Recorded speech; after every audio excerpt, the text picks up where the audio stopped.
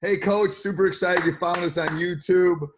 Make sure that you watch and leave some comments below if you have any questions on anything in the video. That's the first thing. Second thing is make sure you subscribe. If you want updates, you're obviously here because you're a basketball coach, so subscribe down below. We would really appreciate that. And the third thing is if you're looking for resources, you're looking to become a better basketball coach, click up above or down below, teachhoops.com. It is a vast resource to help you become a better basketball coach. I'm here to help. I just got done answering about 25 emails, so go check it out. I think it will be a great resource for you, 14-day free trial. And let me know if you have any questions. Thanks. All right, welcome to Coach Unplugged, our high school hoops edition. So this is what happens when summer comes around and I have a lot of time on the hands and I'm walking the dog. So here's how this all came about. Is I was walking my dog around Stricker's Pond, which is a pond but close to my house. And I'm going, God, there's nothing on, Coach Unplugged talks about a lot of different things. I interview coaches. I talk about stuff that's jumping in my head. I'm doing all that kind of stuff. There's nothing really talking just to the high school basketball coach. So as I'm walking my dog, I email or a text, I don't remember which one I did, Jake, and I said, hey, you and I should do just a podcast talking about high school hoops. Let's do this. I'm going on vacation. Your homework is to come up with some ideas, and then when we get back, we'll do it. And that's how this all came about. So, Jake, I'm going to have you introduce yourself, and then I'm going to tell everybody that I'm never going to introduce Jake again. We're just going to every Friday. These are going to go up. So this is going to be his introduction for the next year or something. So go ahead, Jake. Introduce yourself. Tell people a little bit about your basketball journey, and then we'll jump I've done that before, but we can do that again a little bit. Yeah, let's do that real quick. Give the Cliff Note Spark version. Yes. All right. So my name is Jake Stager. I currently live in West Bend. I've been coaching for a lot of years. My basketball journey started at the high school level. We'll start with just where we started with high school. I was teaching at a Milwaukee private school called Milwaukee Early View of Academy of Excellence, and I was the varsity basketball coach there for a year. And that kind of built my resume, and I jumped on board to Mayville High School, where I taught middle school, and I was there for 5 years as the varsity basketball coach. And I was barely almost not even 25, 26 years old with not a lot of the experience and so forth. And I think my journey really in this podcast will help other coaches in regards to that whole experience. So I look forward to touch on that. After my 5 years, I got an opportunity to coach at a junior college called UW-Washington County. It's a junior college in the state of Wisconsin. And I was the lead assistant coach this year, and I learned so much under head coach Steve Murphy. Great friend of mine, and we did something really special this year. We won a conference title, which has not happened since 1978. And then we won our first state championship ever in school history. After that, it just made a lot of sense for us to kind of leave the university on top. And I kind of miss high school basketball. And a good friend of mine named Nick Miller, he's the head varsity basketball coach at Cedarburg High School now. And now I am going to be his lead varsity assistant. And as Coach always talks about on podcasts, it's about finding the right fit. I think right now in my life, being a varsity assistant is perfect for me. I have 2 younger children. My son is 7 months and my daughter's 5 years old. And I'm just not ready to be a head coach again for a while. I know that that's going to be in my forte as we move up. I'm constantly building my resume, constantly doing great things. And working with Coach Miller at Cedarburg will be a great opportunity to be in a great conference, playing some really good teams this year. And, again, I'm looking for that ideal job in the near future, but not for a while. Is Coach Murphy still coaching? Coach Murphy also retired. We decided to leave it on top. Okay. And he retired from teaching, but now he's back at he took a teaching job up in Oshkosh North, and he's taking care of his father and his mother.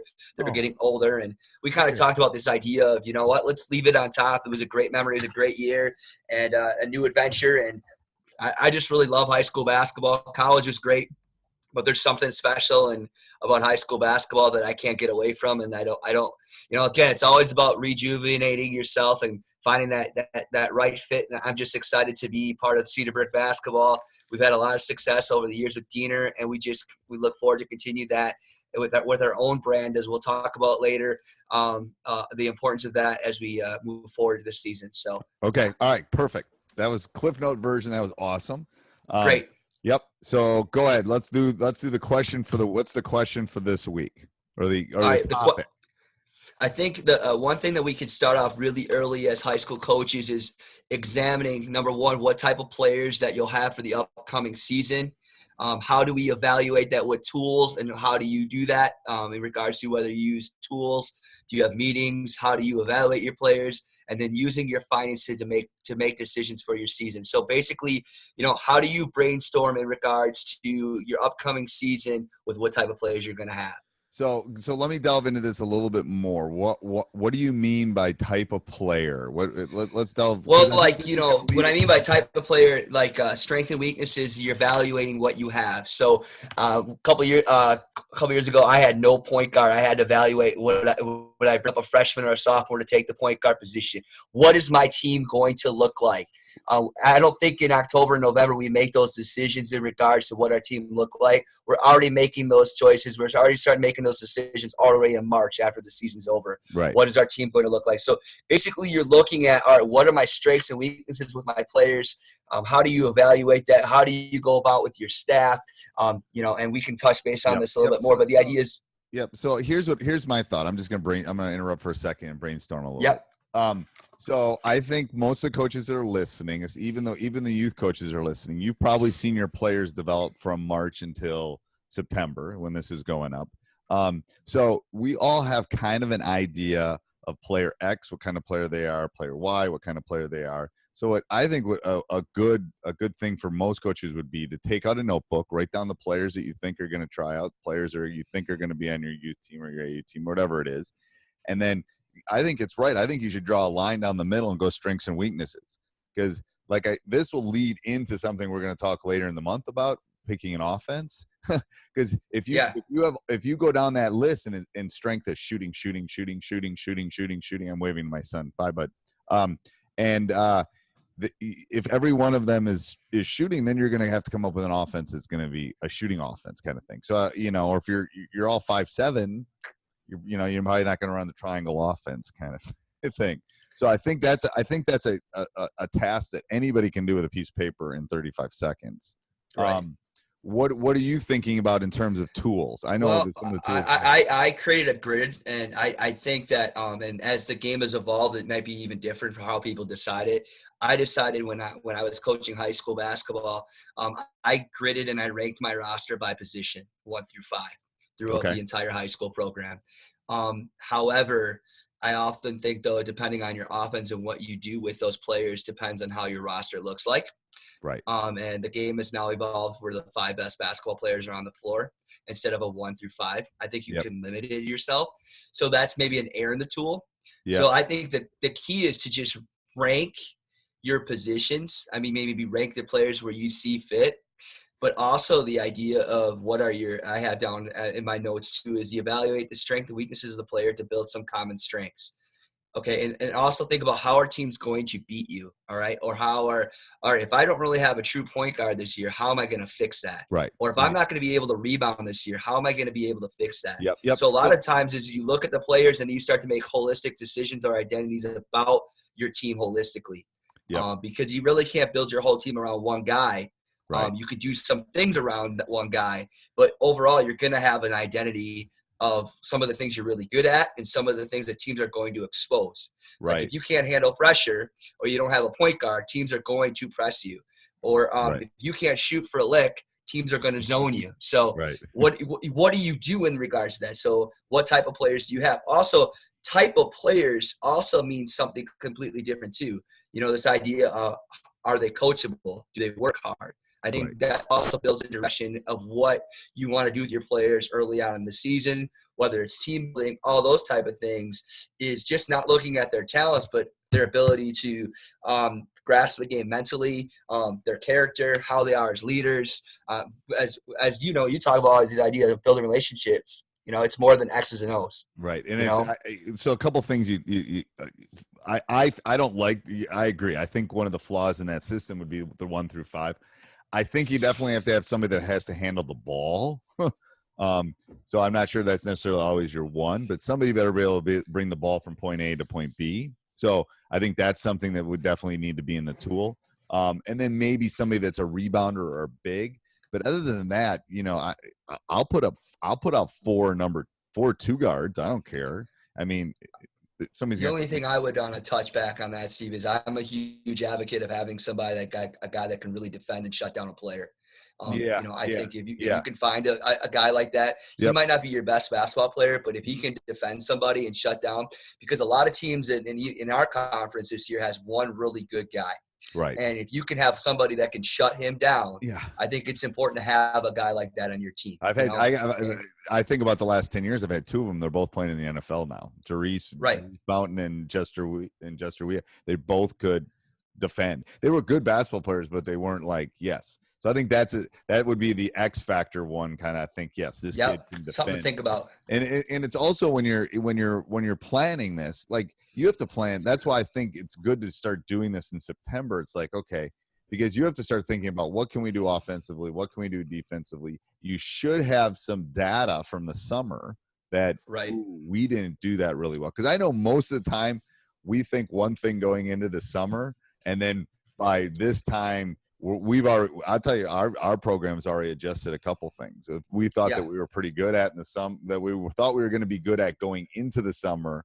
Summer happened. We play. Well, we can't do that. So now we're tweaking, a couple. I'm not going to say what we're doing, but we're tweaking a couple things that we can't do that. We're going to have to do this. So I think that's really important. I think the holistic thing is really important about thinking about. This is what I always think about. I think high school basketball is a lot about matchups and a lot about what you can do to me. So I have to be able to adjust. Like I know there's teams in our league. This team can beat me only this way. This team can only beat me this way. What's I always look for our weaknesses, to be honest with you. I know what we can do well.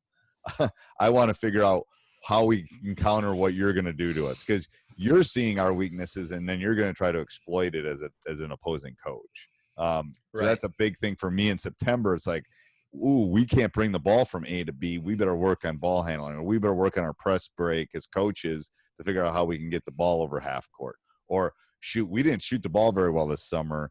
We better spend some time trying to get some open gyms so they can get in and get some shots up on the rim. So I don't know. I also think how they handle certain situations, from the year before. Maybe you couldn't close out games.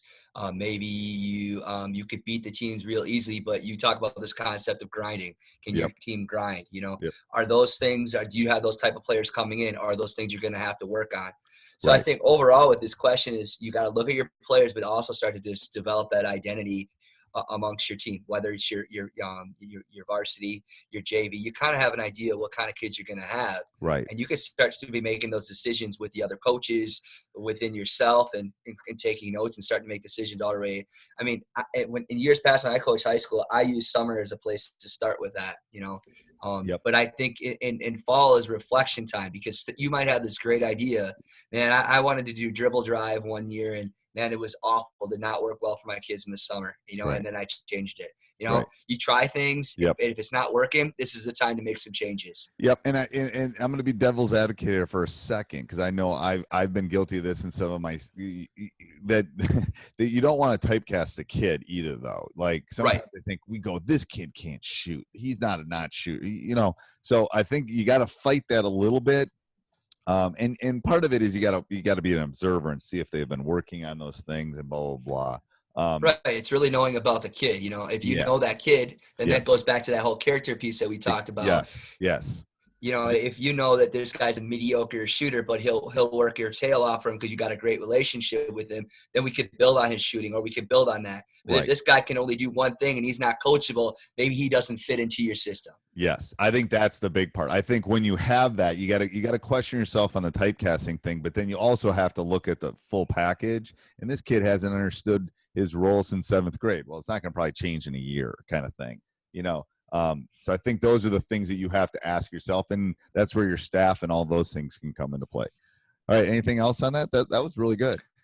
I think we touched on everything we really needed to begin with. As we move into our next topic next week in regards to high school hoops, I think that will really help out people, part of Coach Unplugged. And what I'm going to say too, as we finish here, I'm going to say, put down in the comments, send me an email at steve@teachhoops.com if you have any questions, or you want any topics that you want us to talk about. Let us know. Yep. And we'll definitely put it on the next podcast. All right. Thanks, Coach. Thank you. Hey, Coach, I hope you enjoyed that video. If you're looking for more videos like that, check out teachhoops.com for coaches who want to get better. 14-day free trial. I do not think you'll be disappointed.